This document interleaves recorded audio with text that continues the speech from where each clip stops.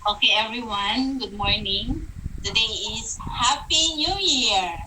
At natutuwa po ako na with us today is the head of the Technical Working Group of the Consultative Committee who drafted the Bayanihan Federal Constitution of our country. So ngayon po kasi gusto ko maging worthwhile yung aking January 1. Kaya natutuwa ako na pinaunlakan ako ng head ng TWG ng Consultative Committee way back in 2018 para pag-usapan po natin ang mahalagang issue ng taon, no? At ito talaga ang magiging issue ng taon. Magiging federal republic or country ba tayo or what? Ano ba talaga ang patutunguhan ng ating bansa? Kaya po ngayon, atin pong i-welcome at makikinig po ako talaga sa kanya. Kasi siya po talaga ang head, no? So, ibig sabihin, lahat ng nakapaloob sa konstitusyon na dinraft ng Consultative Committee ay dumaan po sa kanya. Let us all welcome Sir Wendell Tamayo. Hello, sir! Hi, Senator Agnes. Magandang umaga at magandang umaga po sa lahat ng ating mga tagapanood dito sa Zoom meeting na ito na ni-spearhead ni Senator Agnes. So, Happy New Year po at hopefully makinig po kayo dito sa aming talakayan ng ang ating senator na si Agnes Escudero. Yes, thank you so much, Sir Wendell. Dapat nga, ikaw po ang nag-run ng senator. Pag ako nag-run ng senator, wala na kayong uutusan para mangampanya. Well, sige po, ano ko po kasi, alam niyo naman po na nasa IP sector talaga ako. So, gusto ko po sanang maintindihan kung bakit ba kailangan talaga tayong magbago ng konstitusyon? At sa pagbabago ng ating konstitusyon, ano pong mga artikulo o section doon ang related sa mga IP? At ano ang kaibahan nitong ginawa nyo na draft sa konstitusyon natin noong 1987? Yan po. Yan, magandang tanong yan, Inday Agnes. At kasi critical na maintindihan ng tao na bakit nga ba natin binabago yung ating konstitusyon. At ang nakita kasi natin, unang-una, lalo na sa sektor ng IP. Remember na ang Pilipinas ay mahigit 7,000 islands. At bawat island na yan, talagang may indigenous peoples, di ba? At yung bawat indigenous people o mga peoples natin ay may kanya-kanyang kultura, may kanya-kanyang tradisyon. At dahil nga dumating na sa punto na naging minority na, kasi nung umpisa naman ang minority ay yung Christian faith, di ba? Yung Muslim muna, yung Christian, ang talagang marami, hindi yung indigenous peoples. Pero dahil sa pagtagal ng panahon ay nag-convert yung ibang mga IPs natin, dumami na ang tao natin. Right now we have about less than 110 million people or more or less 110 million people. At 12 million dyan ay mga indigenous peoples. Di ba? Yeah. So malaking parte ng ating bansa ay indigenous. At may kanya-kanya tayong tradisyon. Even yung hindi indigenous peoples for the religion, even the Christians are divided into so many religions. Meron pa tayong Muslim brothers, di ba? At napaka-diverse ng ating kultura, napaka-diverse ng ating lingwahe.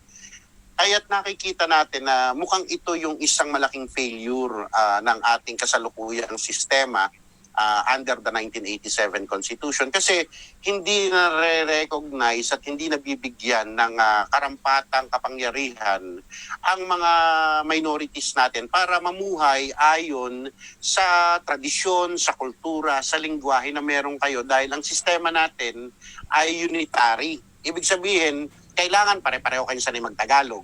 Kailangan pare-pareho kayo ng libro. Kailangan pare-pareho tayo ng batas. Di ba? Samantalang may mga batas na hindi talaga aakma sa ating mga indigenous peoples, di ba? Halimbawa, yung may batas tayo sa common law na may indigenous people na pumapayag ng divorce. Meron naman pero sa bansa natin bawal ang divorce, Yes. di ba? Oo. Ayan. Meron tayong batas na bawal ang kailangan ang korte lang ang mag-solve ng mga disputes. Samantalang meron din tayo mga korte sa indigenous peoples. Yes. Di ba? At nauobliga silang pumasok sa sistema na meron tayo sa 1987 Constitution. Samantalang ang totoo, hindi naiintindihan nung mga nasa 1987 Constitution ang way of life. Hindi nire-respeto. Kaya isa yan sa mga basic na dahilan bakit kailangan nating baguhin yung konstitusyon. Kasi ang ginawa ng 1987 Constitution, lahat ng kapangyarihan binigay niya sa isang central government na nasa Maynila. Okay. Yeah. Kaya nawala ng kapangyarihan yung mga indigenous peoples.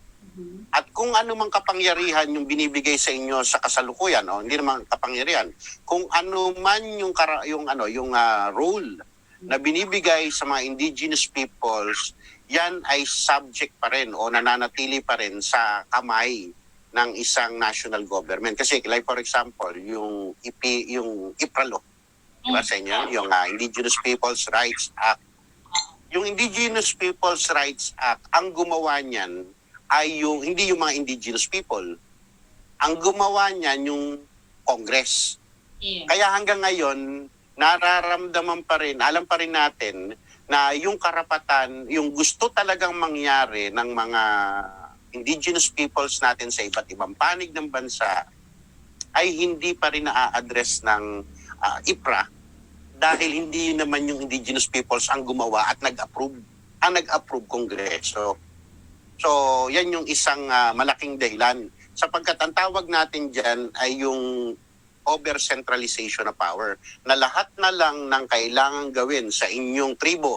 Di ba, anong pangalan ng tribo natin kay Governor? Higwan? Manobo Kamayo. Manobo.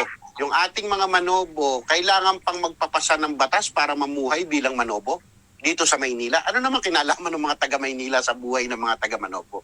Hindi ba dapat ang mag-decide na lang kung ano ang batas na para sa mga taga-Manobo o mga Manobo at yung mga indigenous peoples natin dyan sa Northern Mindanao ay kayo na lang dyan sa Northern Mindanao. So yun yung isang malaking dahilan. At pangalawa, alam din natin dahil nga ang kapangyarihan ay centralized, pati yung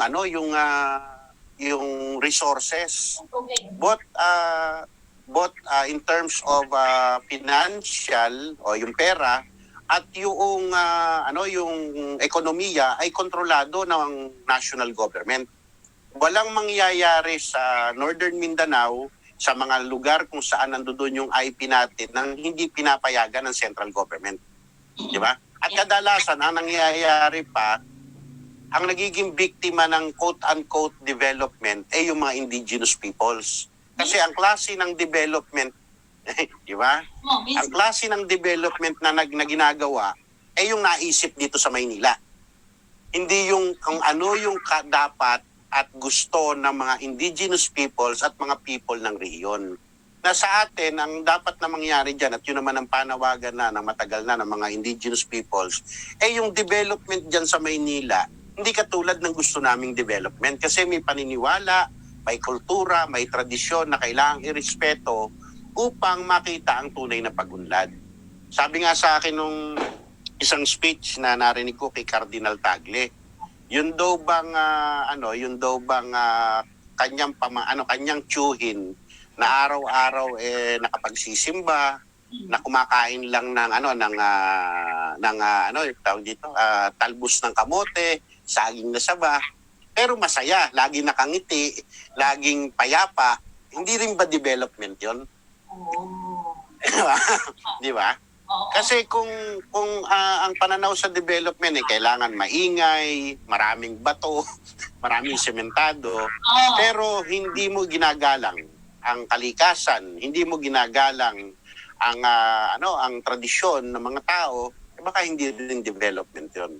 Kaya ang ating prinsipyo dyan ay kaya natin kailangan baguhin yung konstitusyon dahil kailangan matapos yung ganyang sistema na kung saan ang nasusunod sa lahat na mangyayari dyan sa mga indigenous peoples natin, yung mga nandito sa Maynila at hindi yung mismong indigenous peoples natin.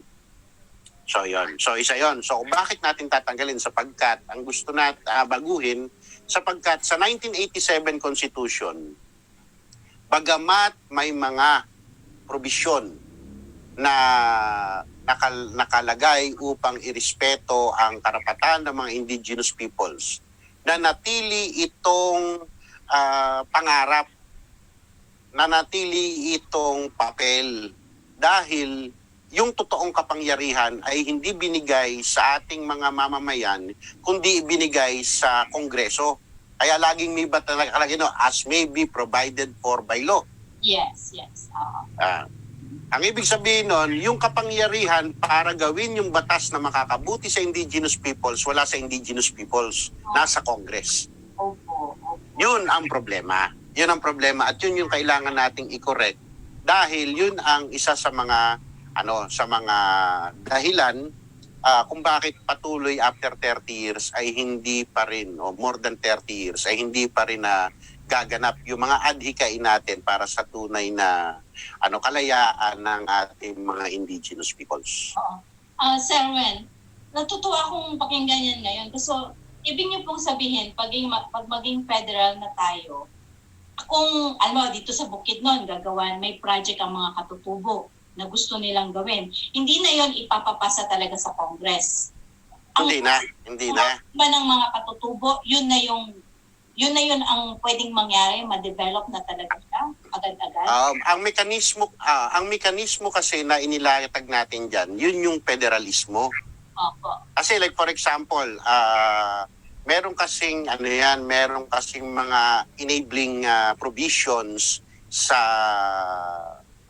Bayanihan Draft Constitution na nagbibigay sa inyo ng kapangyarihan sa mga indigenous peoples, halimbawa sa customary law.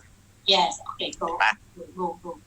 Yung customary law ay ngayon kailangan ay aproba ng Kongreso para maging parte. Pero bakit aaproba ng Kongreso ang isang batas na mag-a-apply lang sa mga manobo? Oo. Di ba?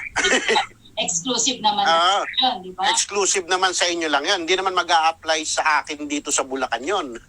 Mag-a-apply lang yun sa mga taga-Manobo. Pero nakikita natin na yan kailangan pang dumaan sa Kongreso para makilalanin bilang batas. Sa ilalim ng federal ng Bayanihan Constitution, specific dito sa section dito hanapin lang natin yung sa indigenous peoples natin.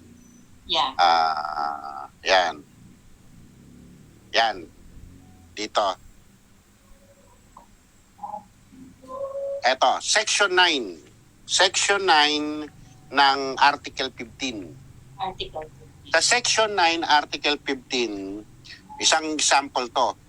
The Federal Republic shall subject to the provisions of the Constitution and national development policies and programs.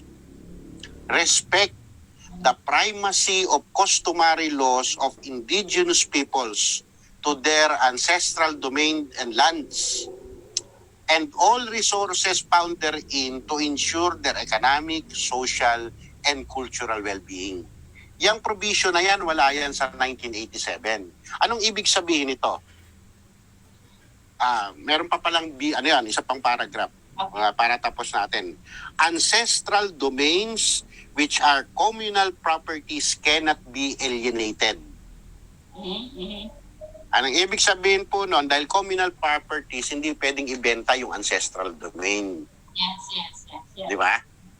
Yung po malinaw ngayon dito sa section 15 National Economy and Patrimony, Article 15 pala, section 9. Oh, yes. So what does that mean?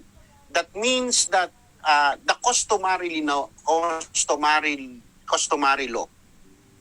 is now recognized as part and parcel of the Federal Republic's system of laws. Number 1. So ibig sabihin, dahil may primacy siya, kapag ang gustong gawin ng gobyerno ng federal government o ng regional government ay may kinalaman sa mga indigenous peoples natin, ang primary law is the customary law. Yes. Hindi binigay yan sa 1987 Constitution. Ang customary law sa atin, sa 1987 Constitution, is only informative. Dito may primacy. Mabigat yung word na yon, primacy. Kapag sinabi ng customary law, hindi pwedeng gawing minahan itong lupa na to. Ay, hindi pwedeng gawing minahan. Kahit gusto ng national government o ng local government o ng national government, hindi pwede. Pero siyempre, may kailangan tayong gawin sa customary law. Ang tawag doon, i-codify. Gawin nyo na isulat. Kailangan isulat yung mga customary laws na mga katutubo natin para masigurado na hindi naman yan pabago-bago. Talagang customary na. Yan na yung kagawin. Kasi meron din tayong experience sa customary law kung sino yung magdidesisyon. Naiiba yung interpretation. Bago. Pero makakagawa tayo niyan, magagawa ng ating mga katutubo na i-codify yan. Para rin sa inyong tawag dito, sa inyong sa inyong future generations, para hindi na lang siya pasa-pasa ng by word of mouth, kundi nakasulat na siya at ipaintindi. Kaya magkakaroon din kayo ng mga experts sa customary law sa inyong hanay ng mga indigenous peoples. So isang very critical aspect yan, yung primacy of the law. Yan lang topic na yan, mabigat na yan. Bakit? Kasi nga mataas ang pagtingin ng Bayanihan Constitution dun sa karapatan ng mga indigenous peoples natin. And when it relates to their laws. So therefore, because the law, your law is primal to you in terms of the environment, then the regional laws and the federal laws must respect the customary laws of our indigenous peoples. Yeah. Yan. So, isang aspeto yon. Pangalawa, anong pa mga ba ang kinikilala rin ng Bayanihan Draft Constitution. Ito po yung draft constitution. Yung karapatan sa representasyon sa pamumuno ng ating mga indigenous peoples. Kaya pag titingnan mo ngayon doon sa pagkakagawa ng national government tsaka ng regional government, ay nililinaw na yung partisipasyon ng ating mga indigenous people sa national at regional governments. Paano natin nasabi yon? Properly, na siya, identified. Yes, at properly represented siya ngayon. Oo. Register. Dali, at nawala yung ilaw ko. Yan. So, anong ibig sabihin nun? Ibig sabihin nun na kinikilala ng Federal Constitution yung historical injustice dun sa mga economically marginalized sector. Kaya dun sa ating ginawa na national government ay malaki ang partisipasyon ng indigenous peoples. How? Una, doon sa ating ginawang kongreso. Doon sa ating ginawang kongreso, ito maraming nalilito dito dahil sabi nila, presidential form of government pa rin daw yung nasa Bayanihan Constitution. Pero bagamat presidential form siya, hindi siya yung kasalukuyang presidential form ng Pilipinas sa 1987. Malaki ang pagkakaiba ng presidential form ng 1987 tsaka yung presidential form ng Bayanihan Draft. Kasi yung presidential form ng Bayanihan Draft, pagdating sa Kongreso, mas mukha siyang German model. Pagdating sa Congress. Pagdating sa Congress, parliamentary yung design. Na parang katulad ng Germany. Bakit? Kasi unang-una, ang membership ng ating House of Representatives ay hindi na party list, ina-abolish na yung party list. As in, Abolish ang party list. marami magagalit sa'yo na party. Hindi. Kasi may mas maganda. May mas May mas maganda. Okay. Ano yung mas maganda? Kaysa party list ngayon na 3 congressman lang ang pwedeng manalo sa isang party list, tapos paghahati-hatiin, pwedeng mag-consolidate ngayon yung mga party list para makakuha ng tawag natin proportional party representation. Yan. Kaya mukha siyang parliament. Ang iboboto ng tao ngayon ay isang congressman ng distrito at isang party congressman. Na ang pipili ng party congressman ay yung partido. Okay. Diba? Di pa parang party list din. Pero ang pagkakaiba nito, dahil proportional party siya, hindi tayo, walang threshold. Paramihan ng boto. Mas marami kang botong makukuha, mas marami kang maglalagay na congressman. From the district? Gigets ba yun? No, from the national level. Doon na sa... So, for example, halimbawa, so ang binoboto mo ngayon dito ay mga partido at hindi na congressman. Hindi tao. So, meron kang isang congressman, tapos may isang partido, tapos pag binoto sila lahat doon, kailangan umabot ka ng 5%. Pag umabot ka ng 5%, magkakaroon ka ngayon ng congressman na equivalent dun sa dami ng boto mo, proportional. So, paano yun? Doon sa parang sa Germany. Kaya nga sabi ko parliamentary form ito congress na to na hindi nakiintindihan eh. Yung parliament mo ay actually composed of parties and people at kung malakas yung partido, alam mo kung ilan yung pwedeng maging kuwari nakuha niya yung 95% ng boto sa party elections sa buong Pilipinas. Ang magiging congressman niya, 96% kasi siya lang yung nakakuha, single party, 160 congressmen. Oh. Ganong karami. Kasi nako-consolidate yung boto. So, kung ang nakakuha, halimbawa, nakakuha ka ng 30% ng boto ng party votes, ang magiging congressman mo ay 30 times 160, 54 congressmen.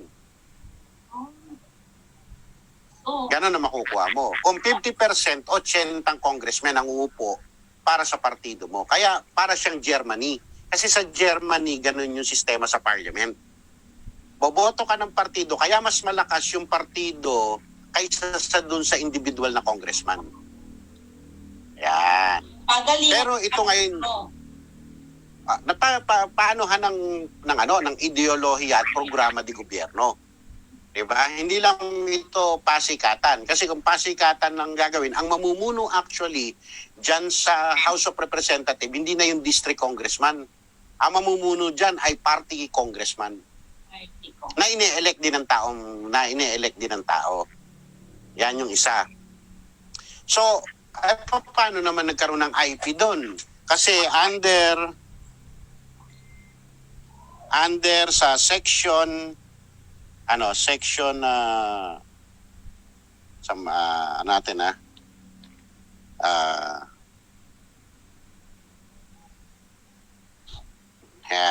yung ko lang yung specific sa IP. Ayan. Yung specific sa IP ay nasa Article 5. Sa Article 5, Section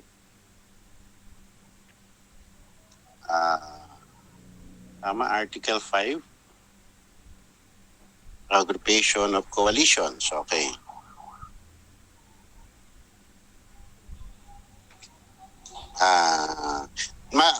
Nire-reserve natin yung 20%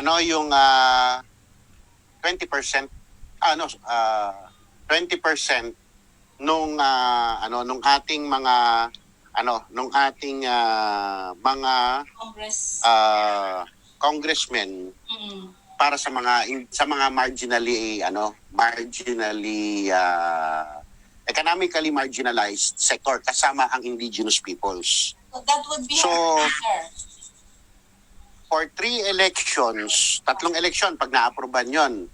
Kasi nga ang gusto natin ngayon na maging core ng mga partido sa Pilipinas ay hindi na politiko, mga dynasties, kasi binaba na natin sila. Yes. Ang magiging core group ng mga partido ay yung mga economically marginalized. Sino-sino yon? Yung ating labor, yung mga workers, yung mga farmers, fisher folks, di ba? 3 na yon. Yung ating mga indigenous peoples, Yes. indigenous peoples at saka yung urban poor. Yeah. Parang 14 So yung 5 sectors. pero hindi siya 14 basic sectors kasi hindi natin kasi ang basis ng definition ay yung mahirap. Kasi yung youth, may mayamang youth, may mahirap na youth. Diba? Yung women, may mayamang women, may mahirap na women, PWD. Meron. Sinelect. Pero sigurado ako, most likely, pag ikaw ay worker, yung totoong worker, mahirap ka. Pinahirapan ka ng sistema na to. Kung magsasaka ka, most likely, pinahirapan ka rin ng sistema na to. Kung mangingisda ka, pinahirapan ka ng sistema na to. Kung urban poor ka, di ba? May pinahirapan ka nito. Hindi naman urban rich, wala namang mayaman diyan. At yung indigenous peoples natin na matagal nang pinahirapan ng sistema. So nire-reserve sa inyo sa loob ng 3 eleksyon yung a certain portion of that para masigurado na ang unang mga uupo sa Kongreso pag nawala yung mga dynasties ay ang mga indigenous peoples. Oh, wow. Yan. So yan yung very important na component nitong Bayanihan Draft Constitution. Ano pa? I-clarify ko muna, sir. You mean Okay. 20% na ito for three elections yan? Ibig sabihin sa election, dapat 20% ang makaupo na IP representative. Maglalaban-laban sila doon para masigurado na merong representation ng indigenous peoples sa national government. So that would be how many Meron pang persons, sir? Yung 20% ilan? kung 20% yan, 20% sa 160, di 32. 32 ka-IPs. Okay, Oo, 32. Siguro kami ng 6 na yan. Lahat ng tribo mabigay. Yan. Meron ng mga tribo, mag-usap-usap na yung mga tribo para makasama kayo as indigenous peoples at makakuha kayo ng 5%. Di ba?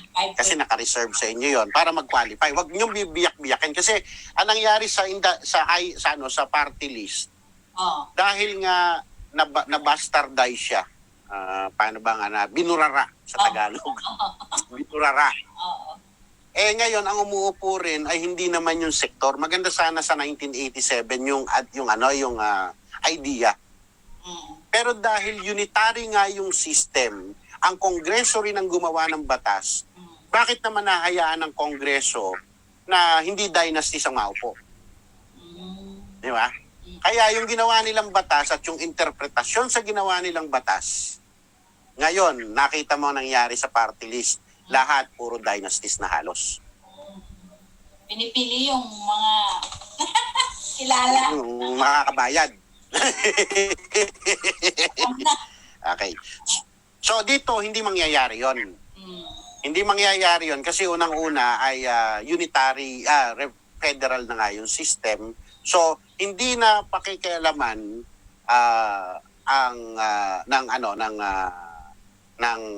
mamaya pala yon. Dito ay nasa konstitusyon na na yung provision na yon at yon ay hindi na kailangan ng batas para implement. Ito ay self-executing na. Yes. Sir, when you mean the IPs must have parties then, mga partido per region? No. not per well, ano muna to, no? May national party dapat ang IPs.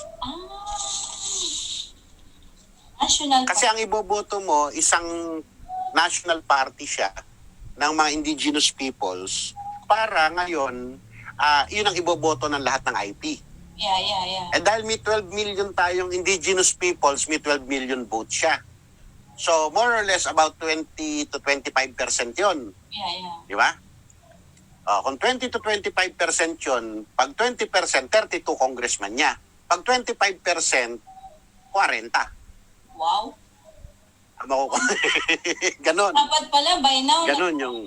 kapag ma-ratify talaga ang Puno Draft, kailangan mabilis din maggumawa ng partido itong mga IP.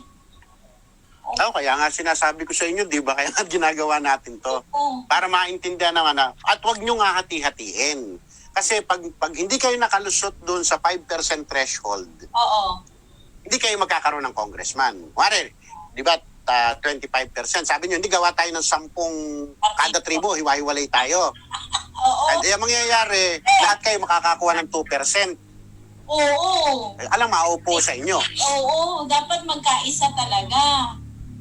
Ayan. Na ito muna yun. Tapos ang pagtalunan na lang natin, sino ang mga uupo. O kasi yung partido Di ba? Ako. Isa lang yung partido. Tapos, doon na lang sa loob, sino ang uupo. Oo. Kaysa doon sa kasi ang ginawa ng unitary system ng party list, hindi, ayaw namin na mag-usap-usap kayo, magkasundo kayo. Gusto ko iwahiwalay kayo. Divide and rule. The vide et impera. Divide and rule under the federal constitution, hindi.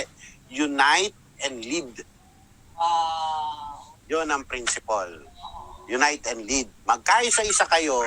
Ngayon, yung issue ng kung sino uupo, pumasok na lang kayo sa party. Kasi dun sa party, nasa konstitusyon din, na kailangan ay may mga partido talaga kayo na national party na makukover ngayon ng Article 5. Yung political parties, nakasulat din po yon. At ang malinaw dito, sa Article 5, yung mga political parties natin, hindi rin katulad ng political parties under the 1987 Constitution na binebenta, na panghalalan lang, Opo. di ba? Na walang prinsipyo, kundi popularidad, di ba? Tapos, sabi ko nga, ang mga partido sa 1987 Constitution is not a party of principle, but parties of spoils. Di ba? Pag ang mga political party sa 1987 Constitution ay partihan, hindi partido. Puro partihan ang gusto, spoils of the election. Pero malinaw dito na mayroong mga batas na para masigurado na yung itatayo yung partido, una, may ideology. Alam naman natin ang ideology nyo, promote the rights and welfare of the indigenous peoples. Okay. Number 2, kailangan may organisasyon. So, i-organize yung sarili nyo. Meron din kayong chairman, meron kayong mga kandidato, meron kayong mga At kayo ay magiging public institution, kaya pwede kayong bigyan ng pera ng gobyerno para makakandidato. So, hindi mo problemahin ng mga IPs. Kapag kayo may partido under the federal constitution, hindi kayo maghahanap ng mayamang kandidato.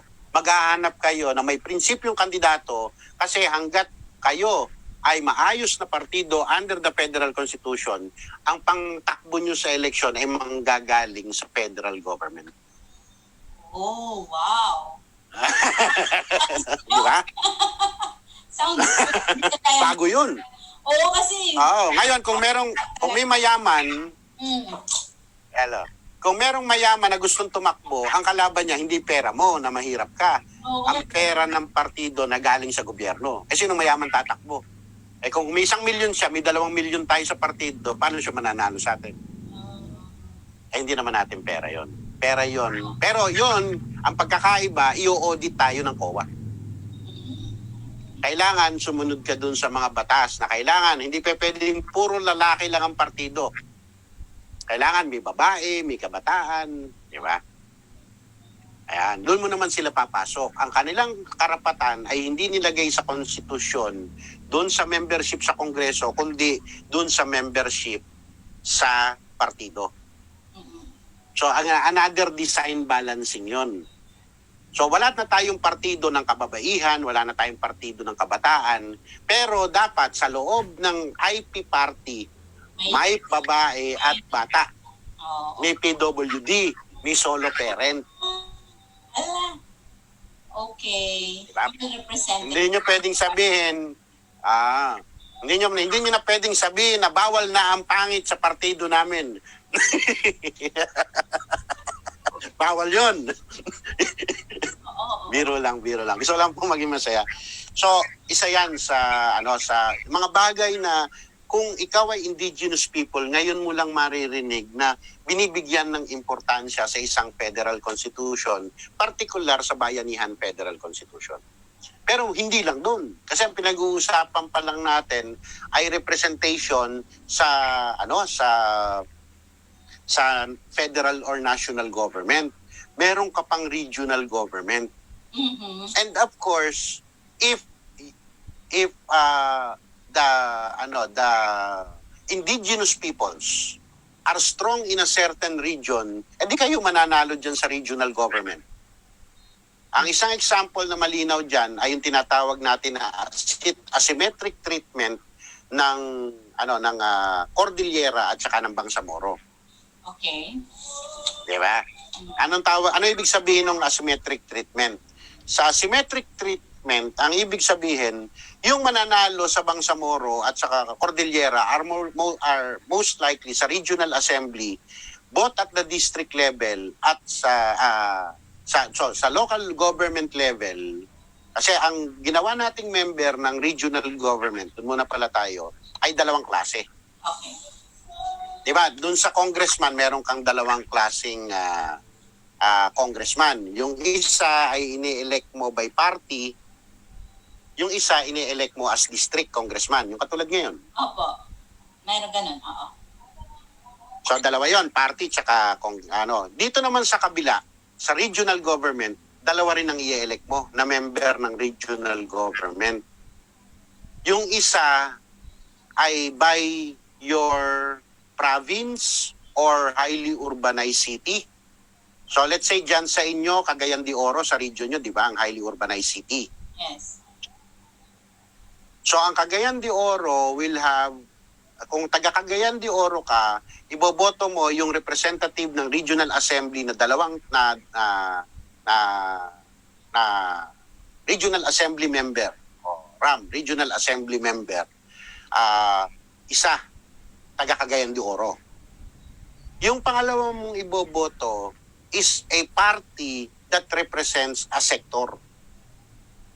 At again, naka-reserve yun para sa ating mga totoong sektor.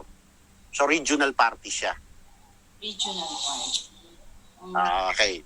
So, kung mananalo ngayon, yung regional party mo, meron ka ring seat sa regional assembly, meron ka ring, so, for Bukidnon, kasi alam ko taga Bukidnon kayo, di ba? So, yung Bukidnon, ganun din ang gagawin niya. Magboboto siya ng isa to represent yung kanyang Bukidnon. Yes. The whole of Bukidnon. And then a party. At yung pangalawa, and the regional party. Na pwede rin manggaling sa IP. Basta naka-threshold uli yun, yung top 4. Yung top 4 parties, paghahati-hatian uli nila yung membership sa regional assembly. By proportion din yun. So, pwede pa uli yung IP maupo doon. Di ba? Bukod sa pwedeng manalo sa Bukidnon, yung mga IP, as the representative of Bukidnon or the representative of Misamis Oriental, Misamis Occidental, pwede rin siyang manalo as a regional party. So, mas marami pa rin yung pwede maging representation niya. Doon sa asymmetric. Pero sa Cordillera, automatic, lahat yun, puro mga indigenous peoples na maupo doon. Mga peoples of the Cordillera. Di ba? Yung BARM, ganun niya. Solid na nila yon. Pero yung mga maliliit yung posisyon dyan, nire-reservean uli natin sila at least for the cycle of the initial stages para lumakas yung mga partido. At itong regional parties mo ngayon, yun na rin yung national party mo. Pwede yun. Diba? So, gano'n na mangyayari dyan. So, maraming posisyon ang binibigay ngayon sa mga marginalized sectors under the Bayanihan Draft. Under the Bayanihan Draft Constitution. Pero may pangatlo pa yun. Oh, Hindi pa tapos. go ahead. Matutuwa na. Go ahead. Ang pangatlo, yung Senado. Oh, yeah. Sige. Kasi kailan ka ba nakarinig na nagkaroon na tayo ng indigenous people na senador? Yun. Oh, wala. Ay, paano magkakaroon ng indigenous people na senador? Tawag dito, hindi ganun yung design ng sistema. Kaya nga, dun sa kasalukuyang Senado natin, lahat ng ating senador galing dito sa major cities at dun sa Metro Manila. Di ba? Pero under the design, dahil nga ang ginawa natin sa Senate natin, parang Bundesrat. Yan. Kung ang ating Kongreso Bundestag sa Germany, kasi ganun yung design yung Senado natin ay Bundesrat. Sila ang representative ng region. Kaya automatic magkakaroon tayo ng representative ng IP doon sa 18 regions, automatic meron kagad tayong 2 senador na Congress na Muslim at 2 senador na Cordilleran. Diba? Matagal ng simula yata nang mangyari ang ating bansa, hindi pa yata nagkakaroon ng senador ang Cordillera. O isa lang yata. Di ba? Palagay ko ay si Senator Flavier. Hindi Cordilleran si Senator Flavier. Pero hindi siya IP. Hindi siya Cordilleran, pero IP yata yun siya. IP ba siya si Senator Flavier? Okay, dahil maliit. Hindi, biro lang. Biro lang. Pero ang point doon, sa under the Bayanihan Draft, automatic, every time magmi-meeting ang Senado, mayroong Cordillera na 2 at mayroong Muslim na 2. Matik yun. Pero, halimbawa, dyan sa Manobo, yung mga Manobo natin dyan sa Northern Mindanao. Ano ba yung... Alaandig, Tiguahanon, ang dami. Kung mas may chance na ngayong makapagpadala yung mga tribo na yan dahil ang eleksyon na lang, region. Regional. Regional na lang ang eleksyon. So kung may magaling tayo sa region na coming from the IP, mas malaki yung tsansa.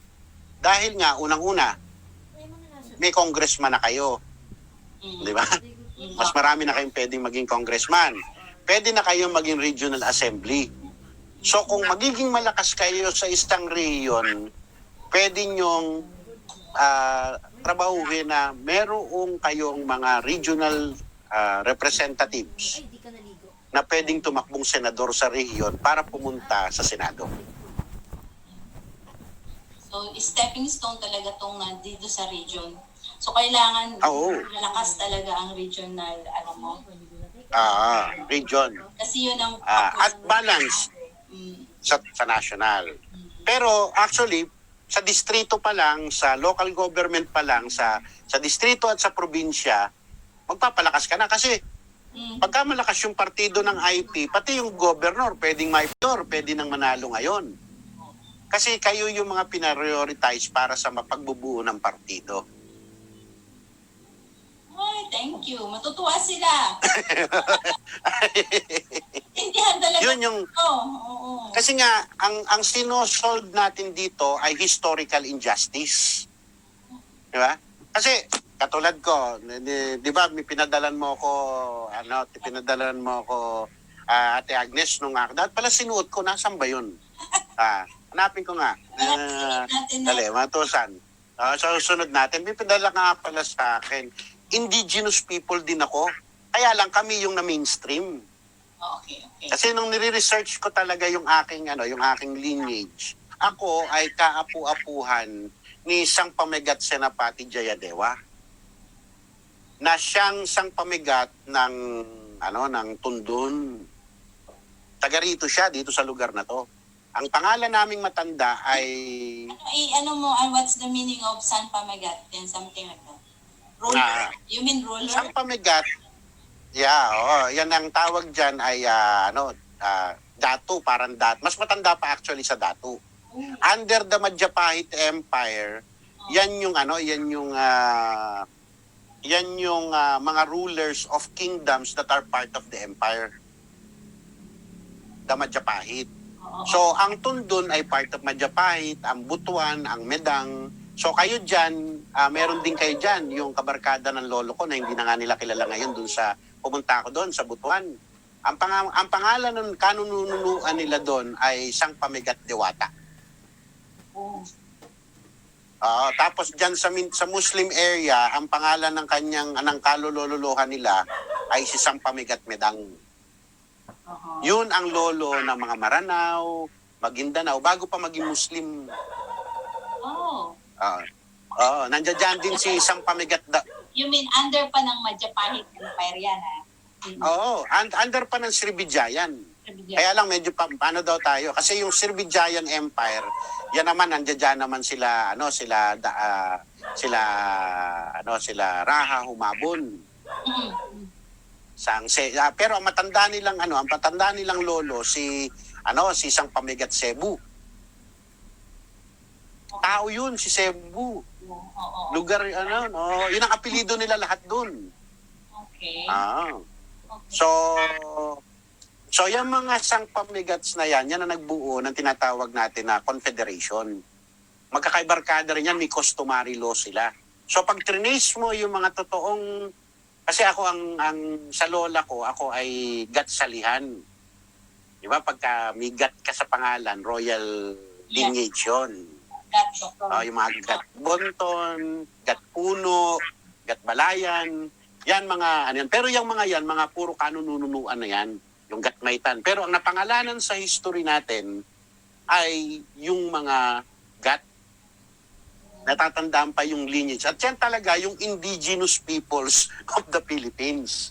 Okay. Kasi may Kingdom of Cordillera ka, may Kingdom of the Cordilleras, may Kingdom of the Ilocos, Kingdom of Tundun, may Kingdom of Diwata, may Kingdom of Madang, may Kingdom of Cebu, may Kingdom of Ibalon, may Kingdom of Samar. Yeah. Di ba? Sino ba si Samar? Si Samar, yun yung Sang Pamigat nila doon. Di ba? So, kaya may Brunei din, Kingdom of Borneo. Di ba? May Kingdom of Java, may Kingdom of... Ganyan yung setup sa Southeast Asia. At yan kaya nga dyan, meron pang isa dyan na napangalanan din ng 500 AD, si Sang Pamigat Dabpatan. Kilala nyo si Dabpatan? Si Dabpatan, yun yung Dapitan. Okay. Napangalanan din siya, si Dabpatan. So si Medang, si Dewata, alam pa natin kasi nandun pa yung bundok. Asan pa yung bundok ng Diwata? Diwata, yung Di ba nasa Butuan? Sa Surigao? yung lagi di ba? Mina yun. Yung miminahan. Kaya sa sikat kasi sa kanya nanggagaling yung ginto. Meron siyang minahan doon. So yun yung history. Kaya mga IP rin tayo, kaya lang dahil nga sa pag-colonize sa atin, nagkaligaw-ligaw na nakakala nung iba. Kaya ang namumuno pa rin sa ating kongreso, yung pa rin mga tawag natin doon, mga unpure blood. Unpure daw. Hindi naman. Kaya mga dynasties, may mga colonizers pa rin. So, kino-correct natin yun. Kino-correct natin yun sa pamamagitan ng pagbabago ng konstitusyon sapagkat panahon na para bigyan natin. Hindi naman natin sinabing wala na sila. Ang sinasabi lang natin, kung ano yung karapatan na meron ang isang rehiyon, dapat lahat ng rehiyon meron. hindi dito lang sa NCR, hindi lang dito sa Region 3, hindi lang dito sa Region 4A, kundi lahat ng rehiyon ay bigyan natin ng karapatan para mamuno hindi lamang sa rehiyon kundi sa bansa at dun sa mga resources na meron sila. Kasi yun yung pang-apat na pagbabago. Ano yung pagbabago? Dahil nga sa provision sa Section 9, sa Section 15, Section 9, Article 15, ang may karapatan na sa resources, kung may kabundukan, kung may minahan, kung mayroong langis, at kung anumang natural resource diyan sa inyong lupain, sa inyong rehiyon, ang dapat nang masunod dyan ay yung mga indigenous peoples na may-ari niyan. That's one. Oh, gandang issue yan. Oo. At actually, Relate dyan. Kasi Kuya, when number one. nangyayari, pinapapirma lang ang IP, pero yung totoong development, hindi naman talaga sila ang nagbe-benefit. Bakit? Kasi bukod sa Section 9, Article 10, ang sinasabi, sa Article 15, sinasabi na rin natin ngayon dito sa sa powers ng regional government sa Article 11. Sa Article 11, para doon sa mga asymmetrically treated. Ano ibig sabihin nun? Yung Bangsamoro at Cordillera, doon muna tayo. Sa Bangsamoro at Cordillera, ang bibigay sa kanila na share doon sa pag-utilize ng natural resource ay malinaw sa Section 28. Article 11 D Section 28. Dito muna sa Cordillera. Sa Cordillera, the Federated Region of the Cordillera shall enjoy all powers, duties, and privileges of a federated region, and such other powers, duties, and privileges, including ancestral domains, ancestral lands, land classification, and matters affecting customary laws and traditions. Next paragraph. The Federated Region of the Cordillera shall be entitled to 75% share of all net revenues in the exploration, development, and utilization of natural resources in the region. That big? 75? That big? 75%. Hindi nangyayari. Ang para sa kanila. Okay. So, yan ngayon, pwede nga dahil pag nag-federal tayo, kasalukuyan, ang naging sharing doon sa BARM ay nandoon sa organic law. Under the Federal Constitution, Section 26 applies. Within the framework of the Federal Constitution, the Bangsamoro Parliament may enact necessary and appropriate legislation to complement and implement their Organic Act. Ang ibig sabihin nito, may grant of power para kung anuman yung binigay ng Organic Act ng Bangsamoro ay pwedeng i-adjust doon sa pagdating sa share, sa utilization, as long as nagko-conform siya sa Bayanihan Constitution. So hindi siya specified kagaya ng... Hindi siya specified kasi may batas sila sa Cordillera. So, meron na ngayong basis. BARM. Para sa BARM. Pero meron ka na ngayong basis ng sharing ng mga indigenous peoples paano mapupunta sa kanila. Kasi pagka hindi ka symmetrical. So pare-pareho sa buong bansa. Kung hindi ka Cordillera, hindi ka Bangsamoro, paano yung share ng indigenous peoples? Paano, sir? Ang sharing ng indigenous peoples will be with the region. Ang magiging sharing kasi ay 50-50. Okay. So 50% ay mapupunta sa region. So automatic yun, kalahati ay mapupunta sa region. Yeah. Pero ito yung kaibahan nun. Hindi na lang ang presidente ang pwedeng mag-approve ng mga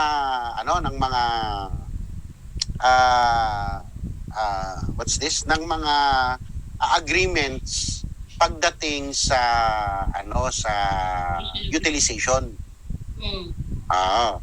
Kasi pwede ngayon na kung kayo na mga IP ay gusto nyo na ma-utilize, iyan, hindi nyo nahihintayin yung approval ng presidente. Yung regional government nyo na ang pwedeng maghanap ng project at gumawa ng project para ma-utilize yung natural resource ninyo, i-inform nyo lang si presidente. Boss, meron kaming project dito para i-utilize. Nagpirmahan na kami, okay na kami. Hindi naman ito violative of the Constitution. Wala kaming binabiolate na provision sa Constitution. Eto yung parte mo, 50%. Kayo magbibigay ng parte sa national government. Hindi nyo hihintayin na bigyan kayo ng national government. Kaya ang mangyayari nga dito dahil diyan, para tayong nag-create ng 18 Singapore. Oo nga, nakikita ko nga Kasi imagine kung 75% ang share ng Cordillera, magiging booming talaga. Boom! Oo. Kasi nandun. So, hindi lang Cordillera yon. Oo. Per region. Pati yung per region. Yung Northern Mindanao, hindi nyo na kailangang hintayin yung Secretary of Environment and Natural Resource para pirmahan, para magkaroon ng project dyan sa inyo. Kasi ngayon, sir, dumadaan sa NEDA ang mga... Diba? Wala na yun. Wala na yun. Wala na yun. Basta hindi kayo nagbabiolate sa konstitusyon. So kung talagang gusto nyo lang ay paunlarin ng sarili nyo, bakit naman kailangan pa makialam si NEDA at saka si Secretary doon? Territory naman nila, di ba? Kayo naman yan eh. Buhay nyo yan. At sa dulo, kayo ang responsable sa inyong mga mamamayan sa rehiyon para paunlarin, para maging accountable sa kanila. So kung nanakawin nyo yung bundok nyo, sisirain nyo yung kapaligiran nyo, ang bahay nyo ang susunugin ng mga kababayan nyo. Hindi katulad nga, hindi natin malaan kung sinong bahay ang susunugin natin. Oo. Di ba? Kung sino-sino mga nagpirmahan doon, di naman natin kilala. Diyan, dahil kayo ay elected ng tao, kayo ay accountable sa tao. Kung under customary law, pupugutan kayo ng ulo, bahala na sila sa inyo. Totoo yan. Totoo. Di ba? Pero ibigay natin sa rehiyon yung kapangyarihan na yun. Kasi hindi naman yung sisira. Yun ang assumption. Hindi kayo gagawa ng anumang bagay na makakasira sa inyo. Pero yung national government, dahil hindi nila naintindihan kung ano ba ang sitwasyon ng mga indigenous people, kung ano-anong katarantaduhan ang pinaggagawa na nasisira ang buhay ng ating mga rehiyon. That's true. Kaya nga lagi tayong may revolusyon, lagi tayong may barilan, lagi tayong may awayan. Kasi yung mga nasa national government, kung ano-ano ang pinaggagawang katarantaduhan na hindi naman kayang gawin. Tapos ang sasabihin pa, kasi ang may kasalanan yung mga nandoon sa region, may kasalanan yung mga taga-IP. Samantalang hindi naman nila ibinibigay yung kapangyarihan sa mga IP para tahakin yung tunay na development na gusto nila, na alam nilang tama sa kanila. Pilit pinakikialaman, may magmamarunong sa Metro Manila, sasabihin, dapat ganito gawin natin dyan. Gusto nila bawalan ng bawang IP sa kanila. Hindi na, under a federal constitution, hindi naman tayo magbabawan. Tayo ay matututong magkaisa para mamuno. We will no longer be a divided people, but a united people that is going into the wide road of progress as Rizal has promised us, as predicted. Yun yung gusto natin. Marami pa. Orso ba tayo? Marami pa yan. Konti pa lang yung nadidiscuss natin. Actually, we will have a series. Ngayon, ako pa lang ang kausap mo. Ito, pag nakita na to, for sure, maraming mag-pop up na mga questions sa kanila. So, marami na to.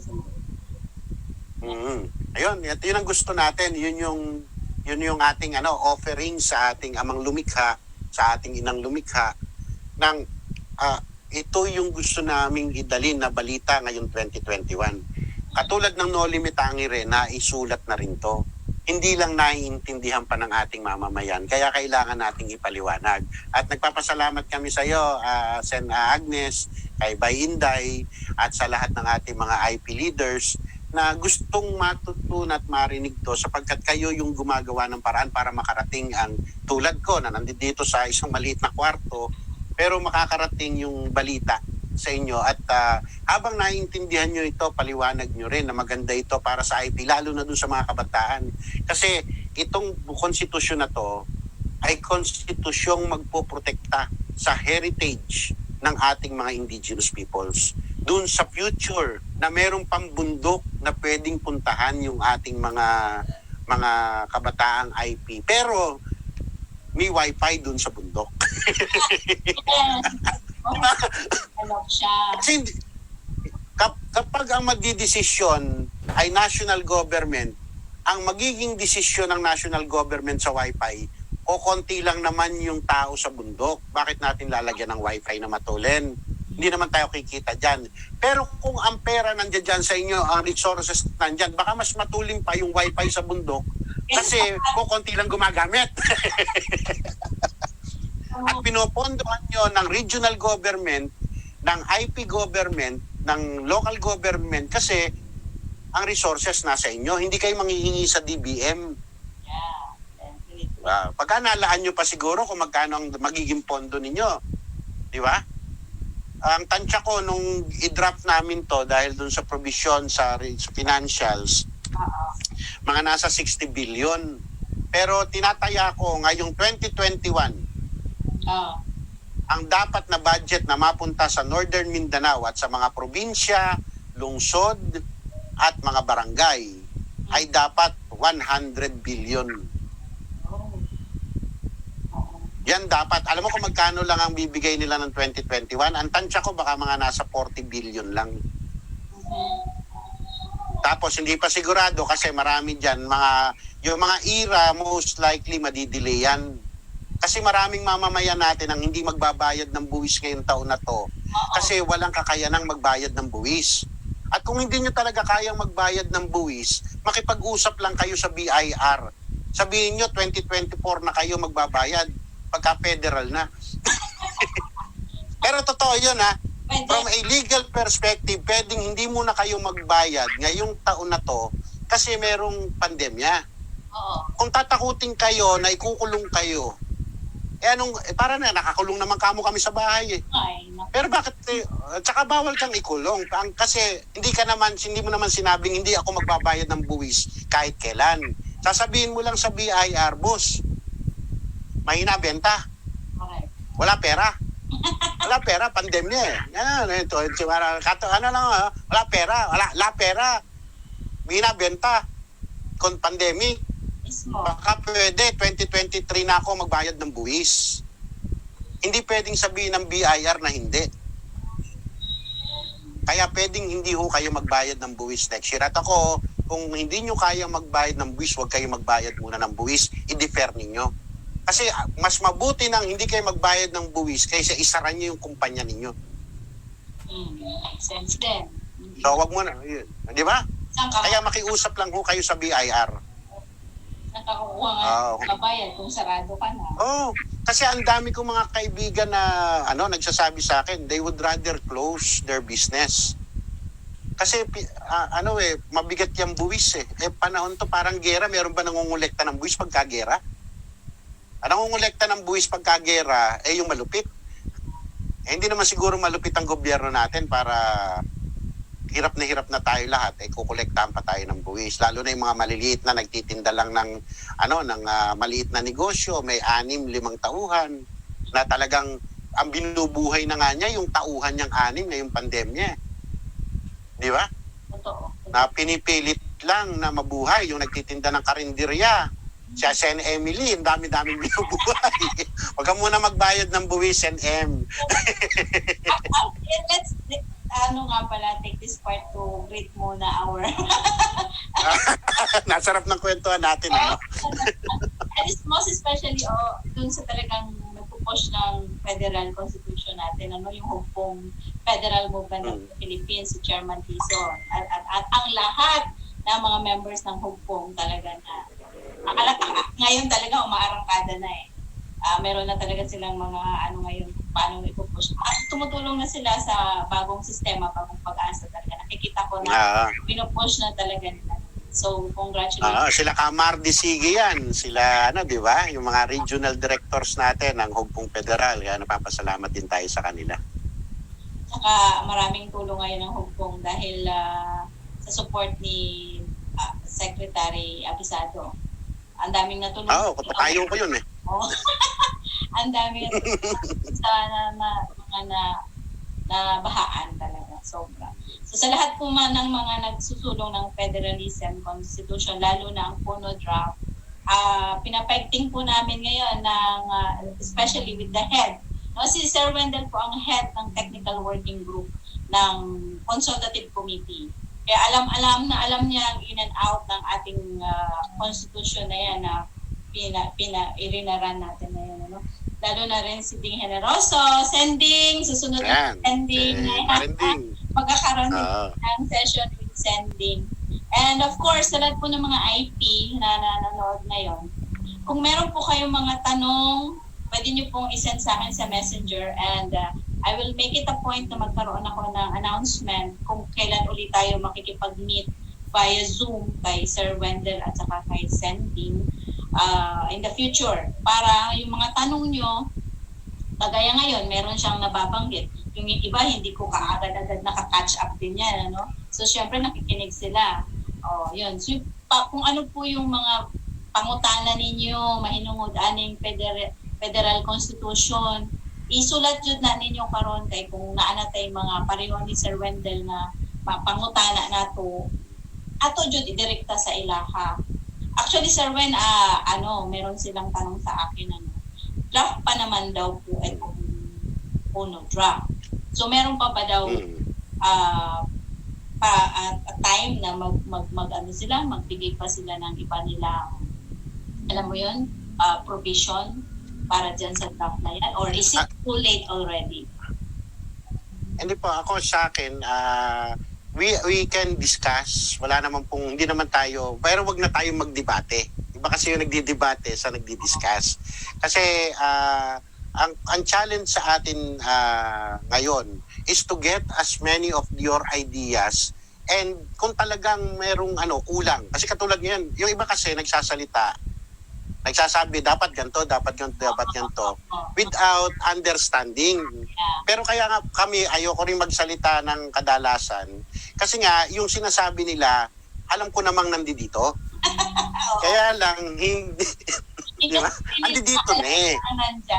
Kaya marami silang gustong sabihin. Yung pala na kasi ang naririnig lang nila, ang gusto nilang marinig ay specific na yung naiisip nila. Pero pag sinabi kasi nating federalism, yun yung sinasabi natin eh. Kasi sila federal. Tayo, pag sinabi nating bayanihan federalism, most likely po lahat nung gusto ninyo, even the form of government, even the system of government, even all the powers that you're thinking, andi dito na po. It's just Completos recados. It's a matter of explaining na lang talaga na yung gusto nyo po, nandito na yan. Pero kaya ang sabi ko, mag-discussion. Pero kung mapapatunayan na wala dito yung gusto nyo, di maganda, idagdag natin. Di ba? Pero kung nandito na po, wag na lang, kasi minsan, alam mo, mahirap Inday na magsulat ng konstitusyon. Mas doon sa 1987 Constitution, hindi ko pwedeng ilagay dito yung best salita. Bakit hindi natin gawing hegemon yung language? Siyempre hindi. So doon pa lang mabigat na kagad 'yon. Pero again, hindi ko po minamaliit yung mga suggestions. We would let's discuss ano po yung suggestion at kung wala nga siya dito at tunay nga siyang kailangan ng ating bansa na makasama sa konstitusyon, bakit hindi? Pero kung nandito na siya, hindi lang dun sa phraseology, tawag dun phraseology, dun sa statutory construct, kung gusto mo the statutory contract na gusto mo, pero nandoon siya in terms of the thought and the power Yes. of what you're looking for, bakit naman natin babaguhin pa? Yes. Tama. Di ba? Yan lang po naman ang sa amin. Pero kung ano yan, let's discuss. But if you want to have a debate, now is not the time to debate. Now is the time to act. We do not have time to debate. I do not want to debate anymore, but to discuss it, to explain it, and to really unite. Again, unite and lead. Then let's do it. Oo. At saka At President Duterte lang naman din kasi yung talagang maaangklahan natin ito. Kasi siya lang din naman ang presidente talaga na nag-push, nagsulong nito. Kaya kung mawawala pa si tapos hindi pa to go. Nako, mahirap. Paano naman tayo kung sino na naman yung susunod na presidente? Baka hindi pro-federalism yun, di ba? Kaya ang takot ko nga personal, ito na may personal kong takot, baka nga hindi pa umabot ng 2022. Kaya kailangan 2021 pa lang magawa na natin. So, sige, Sanding, ano diba? ba talaga ang ano ba talaga, by this time, ano na ba dapat ang stage natin sa pag-push ng federalism, being the head of the working group? We need to unite. We need to unite under one draft. We need to unite, magkasundo na tayo at magsama-sama tayo. Lahat ng federalista, doon muna tayo. Kasi maraming issues talagang lalabas. Pero kung naniniwala ka sa federalism katulad ni Presidente Duterte, huwag mo nang problemahin yung iba pang detalye. Pag-usapan natin. Pag-usapan natin sapagkat ako nga, yung bayanihan federalism is a complete package. It is a constitution with a conscience. And our aspirations have already been here. Even the 1987 Constitution aspiration is here. Wala munang dilaw, walang DDS. Bansa muna tayo lahat. Bansa, dahil ang kinakaharap nating problema ay hindi pang dilawan at hindi pang DDS, pang bansa. At ang masaklap nga doon, ang ating kinakaharap na problema is for the whole of humanity. This is a battle for humanity's humanity. Pero kung ang mangyayari pa rin, at ito na nga yung nakita natin sa ilalim ng pandemya na to, ang mahirap, hindi na lang mahirap ngayon, apakahirap. At ang mayaman, apakayaman. Di ba narinig mo ngayon, trillionaires na yung mga millionaires. Dati billionaires, ngayon trillionaires na sila. Nagpandemya pa.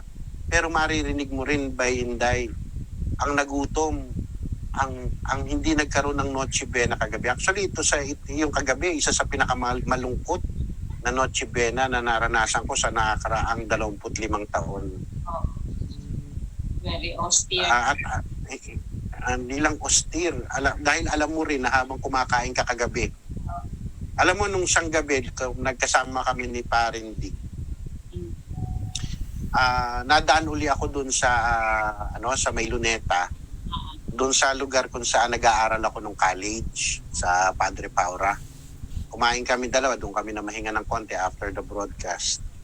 At dun sa gilid ng Pasimano ang daming natutulog kasi yung Luneta talagang tulugan yun eh. So umaambon-ambon, lahat sila nakapila dun sa may parang CB, natutulog sa karton. Ginawa ko rin kasi yun nung college ako. Natulog din ako sa kalsada dun sa may Paura na yun.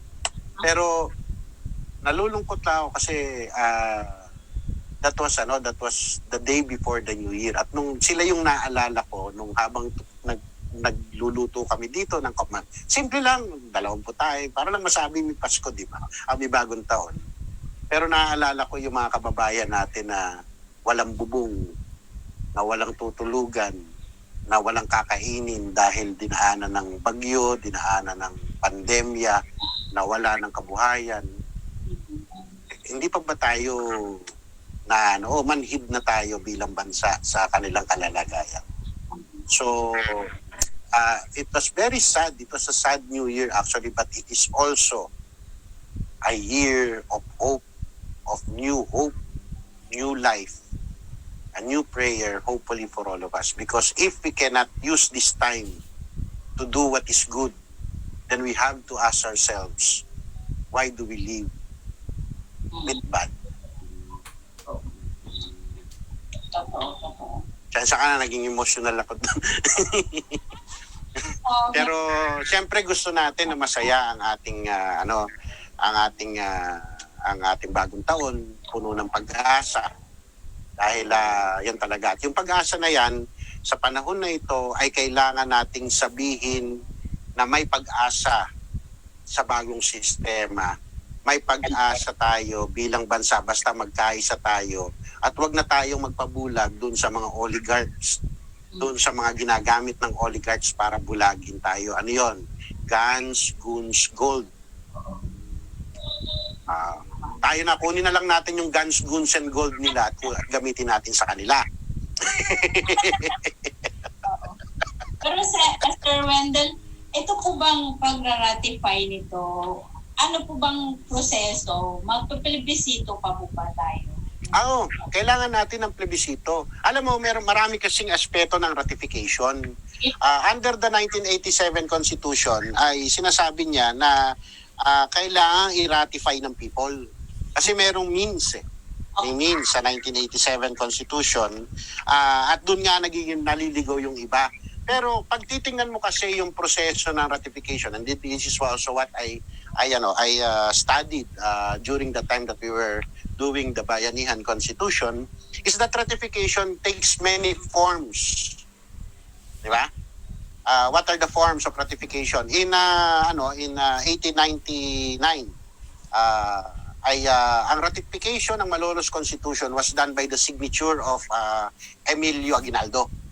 Nung pirma ni Emilio Aguinaldo, yung Malolos Constitution, it was already deemed ratified. Alone, siya lang. Siya lang. Yung 1935 Constitution, the ratification of the 1935 Constitution was done by the President of the US because we were a Commonwealth.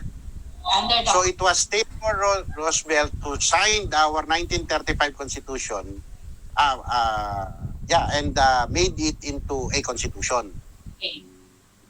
Constitution na yon. Nag-continue yun hanggang 1973. Yung Constitution ng 1935.